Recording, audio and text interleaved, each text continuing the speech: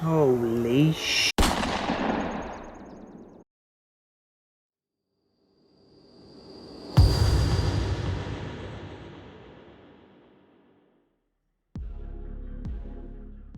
Coming up in tonight's episode, we take a trip to the chicken farm with the guys from MGR to look for a serial chicken killer. We find some multicoloured sheep. We catch a fox in the act. And myself and Rick go out on a rainy evening hoping for a break to find Charlie. Quick. Yeah, look. Oh yeah, the fox. Hey guys, it's Robin here from Team Foxer, and in tonight's episode we're going to be foxing using Pulsar Accolade XP50 thermal imaging binocular. Over the last few months I've had a good opportunity to test several spotters from various different manufacturers out. So I actually saw Pulsar Accolade at the shooting show back in February earlier this year. I was extremely impressed how using two eyes seemingly put a better quality image together. Even though it's the same as the XP50 standard binocular, your brain is able to process two images better than simply one. Do you mind trying to film here, Mr. Pheasant?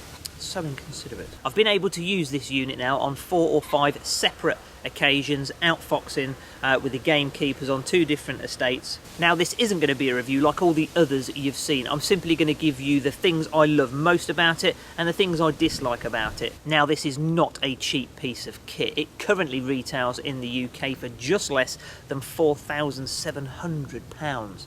Damn! Ouch. But if you are seriously into your foxing or deer stalking, this really could be an absolute game changer. Now I'm not going to run through every single feature of this unit. There are plenty of other reviews that can do that for you, and in fact I'll put a link in the description below for a 2-minute promotional clip from Pulsar themselves, which will actually give you a really good indication of the types of features this has. What I want to do is tell you guys exactly what it's like to use in the field, the pros and the cons. No holds barred, and then hopefully you can make an informed choice as to whether or not this is a unit for you. Now because I've only got the Accolade for a short period of time, I really want to make the most of it. So myself and Rick head out on a drizzly evening the day after they cut some fields, so we've got some fresh stubble fields to go and have a look on, and luckily as we arrived at the destination the rain subsided.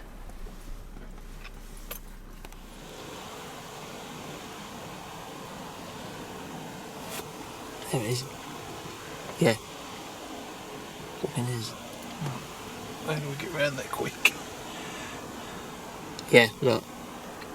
So as you can see, we pretty much struck it lucky on the very first field we tried. We tried to head the fox off, but unfortunately this one was just a little bit too wise for it, so it moved once again. We repositioned and went round the other side of the field, but by this time I think it knew something wasn't quite right, so it decided to tuck tail and run for the hills. But never fear, we actually catch up with this fox, or at least I'm fairly certain we catch up with this fox a little later on. He's on his toes.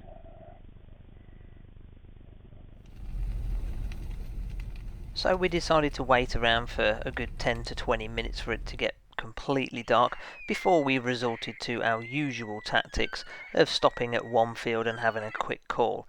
This time round though, of course, we had the Accolade to scan with as we got the rifle ready on the bonnet and waiting for the first customer to come in.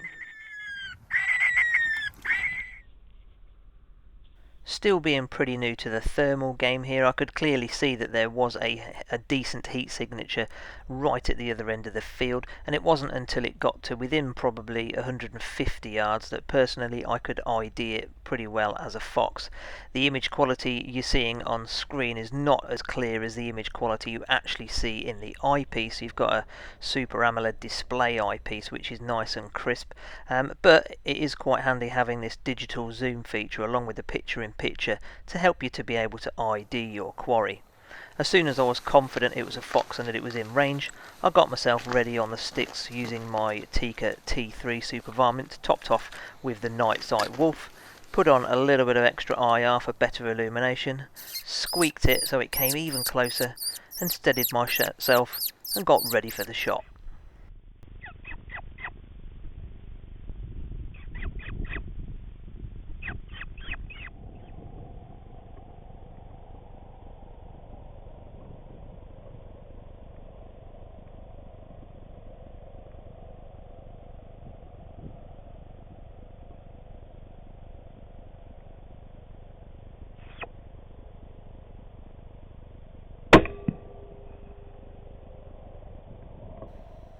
And there we go, that was the first fox both spotted and tracked in using the Pulsar thermal spotter.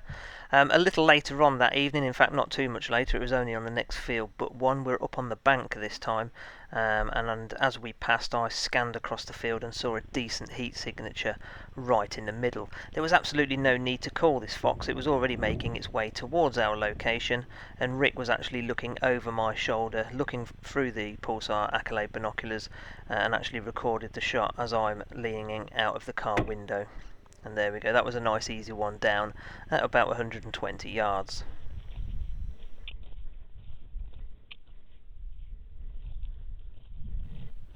Due to the location and timings of that evening, we actually came back to pick the fox up a good 20 or so minutes later, and the one thing the thermal spotter is incredibly useful for is finding your shot quarry. As you can see, Rick here carrying our dead fox away. One other thing we saw that evening, which was quite cool to see, is some courtship happening here between a couple of roe deer. As you may know, I always like to stop, stand and appreciate some of the natural world around us. Now, one of the other features I'm going to point out about the Accolade, which is pretty good, because it's got a 50 Hz refresh rate, as I'm bombing by the fields here, I think with Rick driving, I should think we're probably doing a good 40 mile an hour here, but as I'm looking out the window I wanted to see how smooth it was in terms of reality, and I would say it was pretty damn good indeed. As you can see here, this barn owl gives us a decent little flyby.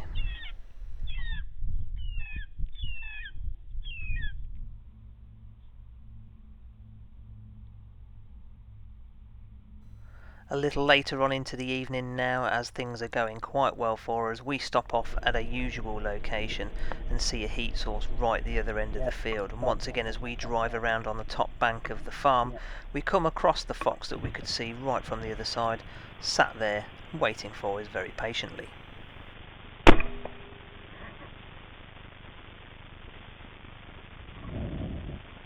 You know he did. I was waving.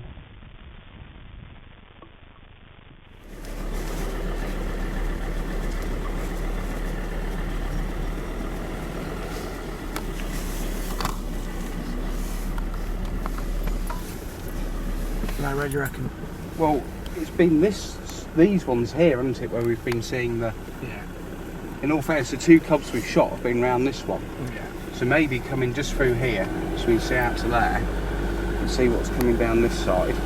So a couple of nights later, after my first outing with the Accolade, I took a trip over to see the guys from NGR for a usual foxing session out on a large scale chicken farm. The guys have already been using an XQ38 spotter for some time, and I wanted to see what they also thought about the Pulsar Accolade, and I think, to be honest, they were pretty much just as impressed as I was with it.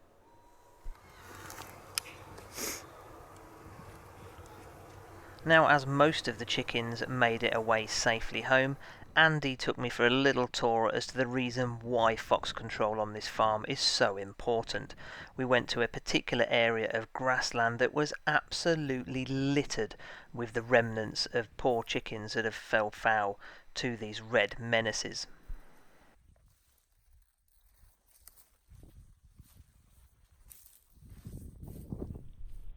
Now, one of the features that is quite cool, although I didn't necessarily need to use it too much, I personally found the white hot the best contrast in terms of animal identification, is the ability to be able to change the colour palette through various different options. Sometimes the changing the colour will make your quarry stand out just that little bit easier.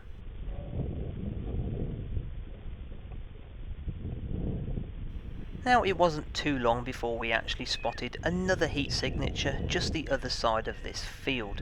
Now, this is a good example of how changing the call can sometimes yield different results. This fox was actually passing, it wasn't coming in to the pheasant distress call you can hear playing away in the background. However, when I started lip squeaking to mimic the mouse call, if you like, it really caught this fox's attention. I fast forwarded this next bit here because it was actually another minute or two before it actually got into range for me to be able to comfortably take the shot off the Primos trigger sticks.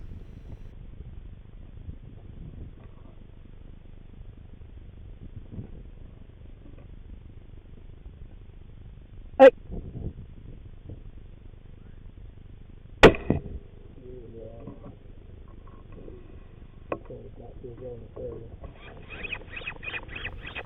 with all of us looking in the other direction, I spin round using the Accolade and spot this one.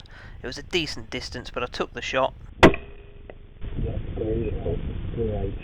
And it drops on the spot. It's 2 for me and 2 for Kazzy.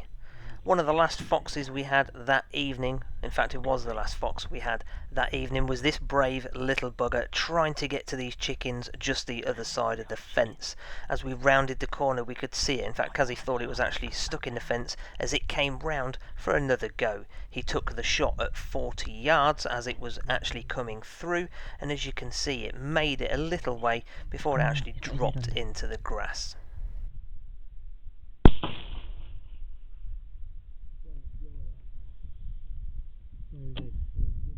We did spot a couple more foxes that evening using the thermal spotters, but they either weren't coming into the call or simply stayed out just a little bit too far. Here you can see a muntjac buck heading his way back into the woods. Now, a couple of nights later, and I'm out with Rick again on his farms, and this is a fox that came in from the back of us. I'm stood up using the Primos trigger sticks as my stand, and this fox came all the way in from a lip squeak. Rick here recording it on the thermal. You want it?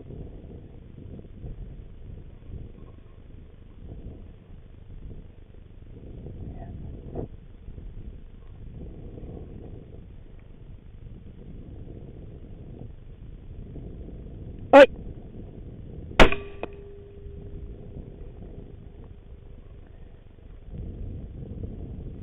So let's have a look at some reality pros and cons. Pro, extremely quick target acquisition using both eyes. It's definitely easier and quicker for the brain to be able to process that double image than a standard one. Without question, that's its biggest plus point. The second biggest plus point has to be field of view and distance at the same time. You can acquire targets over a vast distance very quickly. Myself and the guys have literally been looking, it's taken us seconds to scan some pretty big fields, and you can tell instantly whether something that you're looking for is in that field or not.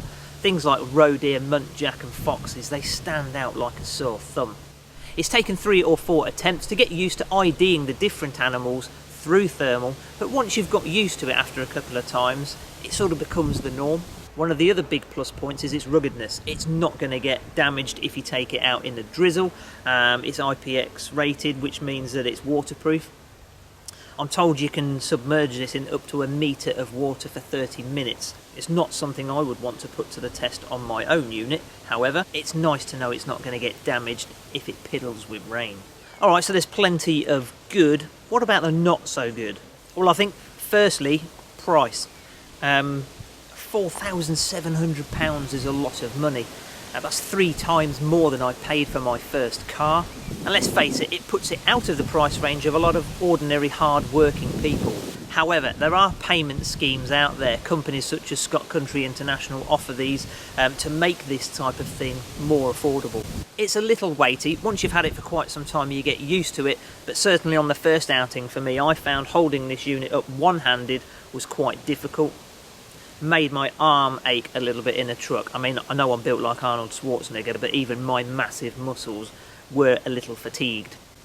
Bullshit. At the same time, you do kind of get used to it as well. So my 2 biggest bugbears, I think, with such an expensive unit are one-handed operation, not the easiest. Again, you can't really focus it. Well, I couldn't really focus it one-handed. This is just a little too far out of reach one-handed. It's brilliant, obviously, when you're using 2 hands, which is great. But if you're holding a rifle on sticks, which I have been doing at times, or even out the truck window when you're riding through the farm, and you're scanning at the same time, you can only use it one-handed. Second bugbear is the app. Now, the app's got lots of useful features. You can actually set it recording, stop recording, playback, download a firmware update for the unit, which is really handy. However, I did find that when you put the unit in standby sometimes, not all the time, and reconnect it, you got this little circle in the middle of the picture telling you that it was reconnecting even though it was connected. And also, even though the phone or the tablet would find the Wi-Fi network, it wasn't always saying it was connected and wouldn't give you the ability to look through the viewfinder, which is quite annoying when you're out and you know that one person's looking at something and the other person sat there going, "Ooh, I wonder what he's looking at." That said, they are quite minor details. Without shadow of a doubt, this is the best thermal unit I've looked through. Some of you clearly are going to argue and say there are better units out there, but without question, looking with both eyes brings a different element to the game. There is no way I can continue my foxing career without getting a thermal device of some kind. Is the Accolade the one for me? Watch this space. So before I show you the rest of the foxes that I've had over the last couple of weeks, I'm just going to tell you about my conclusion, and that is that I think the best form of foxing to date at the minute is to be able to spot with thermal, because you can see things from such far away with a great field of view, and then flip over to the night vision system on your rifle to be able to ID the quarry perfectly and to be able to take a nice detailed shot. Sit back, watch and enjoy the rest of the clips that I've got from both myself and some of the other Team Foxer team members from the last couple of weeks.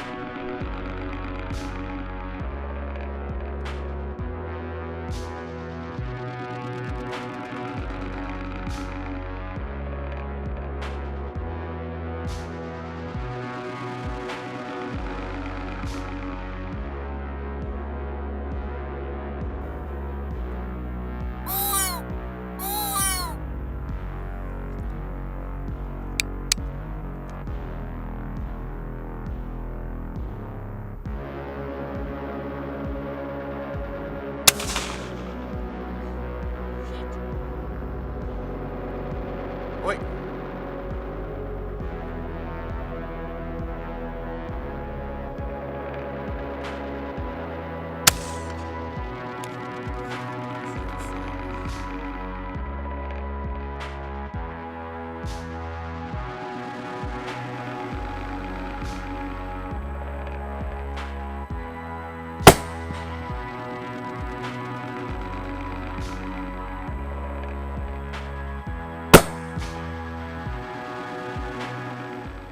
Thank you very much for watching. Please don't forget to like and subscribe. If you would like to find out more information about this amazing product, then please visit the link in the video's description. For now, take care, stay safe and happy shooting.